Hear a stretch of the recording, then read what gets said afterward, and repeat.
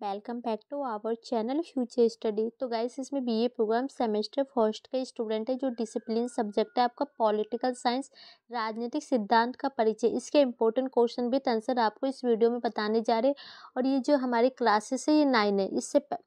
इससे पहले बाकी की 8 क्लासेस करा चुके हैं, आप सभी देख लीजिएगा, काफ़ी ज़्यादा इंपॉर्टेंट है आप सभी के लिए वीडियो। और ये क्लास हमारी 9 है और हमने आपको एग्जाम पैटर्न भी डिस्कशन कर लिया है जो रेगुलर स्टूडेंट है उनके, कि आपका भी एज वेल में सेम एग्जाम पैटर्न आने वाला, जो आपका पेपर कोड है सब कुछ हमने बता चुके हैं, कितने नंबर के पेपर आते हैं।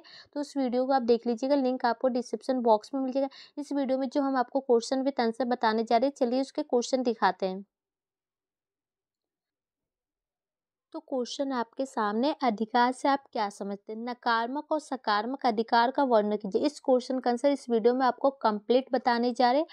और इससे पहले की जो बाकी की वीडियो हमने बता चुके हैं, आप देख लीजिएगा, क्वेश्चन आपको समझ में आ गया।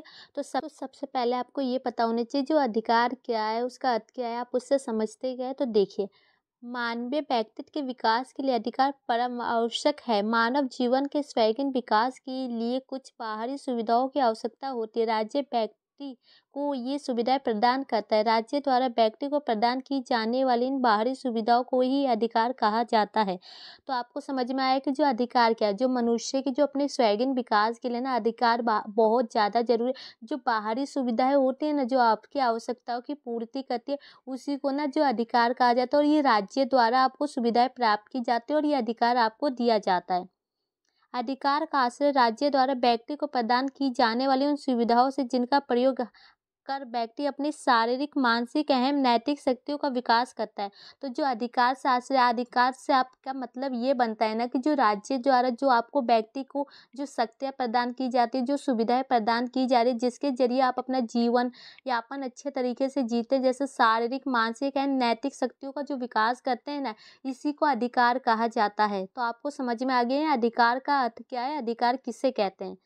अधिकारों के बिना मानव जीवन के अस्तित्व की कल्पना नहीं की जा सकती। इसलिए वर्तमान में प्रत्येक राज्य अपने नागरिकों को अधिकार प्रदान करता है। तो आपको पता है कि जो अधिकार है ना, जो मानव जीवन के अस्तित्व की कल्पना उसके बिना हम नहीं कर सकते। अगर हमारे पास कोई भी अधिकार, कोई भी हमारे पास नहीं हो, तो हम अपनी जो जीवन शैली को अपने अच्छे तरीके से आप जी नहीं सकते।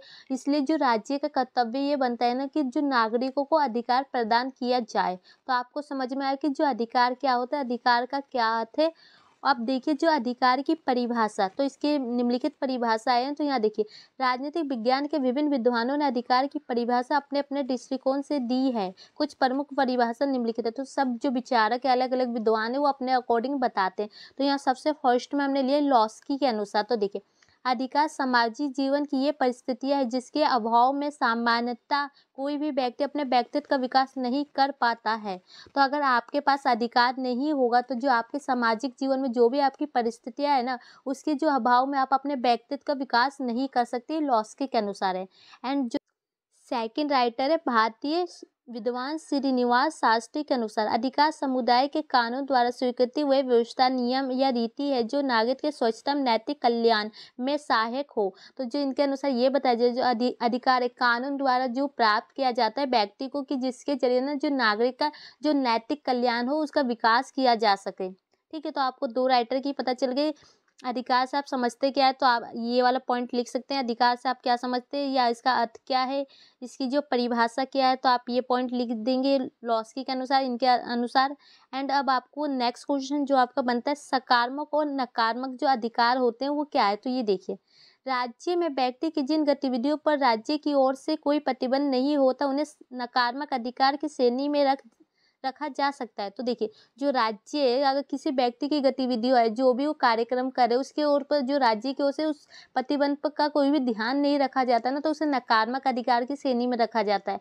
उदाहरण के लिए, साधारण विचार और अभिव्यक्ति की स्वतंत्रता के अधिकार का यही अर्थ है कि राज्य की ओर से व्यक्ति की इन गतिविधियों पर कोई रोक नहीं लगाई जाए, अतः यह एक नकारात्मक अधिकार है। तो जो उदाहरण के लिए आप यहाँ लिख सकते हैं कि जो विचार होता है, आपकी अभिव्यक्ति की जो स्वतंत्रता होती है ना, तो इसका मतलब यही होता है कि जो भी आप गतिविधियाँ कार्य करते हैं उस पर सरकार की ओर से कोई भी रोक नहीं लगाई जाएगी, आपको मना नहीं किया जाएगा। तो इसी को जो नकारात्मक आपके अधिकार कहते हैं।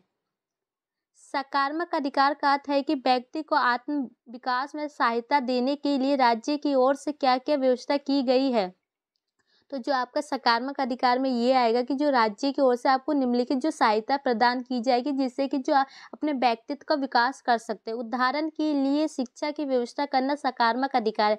अगर आपको शिक्षा की व्यवस्था की गई है सरकार की तरफ से तो ये सकारात्मक अधिकार है कि जिससे व्यक्ति अपना विकास कर सकता है। रोजगार, कानूनी सहायता इत्यादि भी सकारात्मक अधिकारों की श्रेणी में आते हैं। अगर आपको रोजगार की प्राप्ति, ये कानून की जो भी व्यवस्था है, ये सब सकारात्मक अधिकार में आते हैं।